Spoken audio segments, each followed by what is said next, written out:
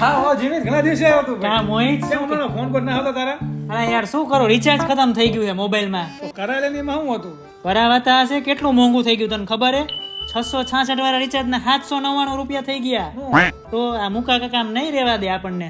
લગ્ન નો ખર્ચો બધો આપણે પાસે ઉઘરાવે છે અત્યારે હા મને તો એવું જ લાગે છે, કંકોત્રી ન થાય પણ આવી રીતના ચાંદલા લેવા હે. લે હાલે કરોડો લોકોના આવા ચાંદલા લે એટલે આપણે પછી ક્યાં જવાનું? આ મજેલા ઓછા નથી ગયા બધા હા એમને બે પ્રી વેડિંગ કર્યા હતા, આવડા મોંઘા ન કરાય ને. આ એમ થોડાક સસ્તા કર્યા તો પછી અત્યારે ભાવ ન વધારવો પડે રિચાર્જ નો. રૂપિયો ના આપી દીધા ખાલી હા હું જાતું તું અહીંયા ઈ જ ને, લગન એમને કરવાના ને ખર્ચો આપડા દેવાનો એમને કરોડોની ગિફ્ટ ધુમાડો કરી નાખ્યો.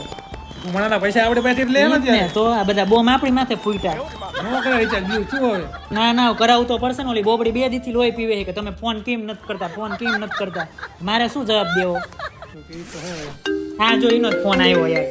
જા કર લે જા હા કરવી જ પડશે ને. હલો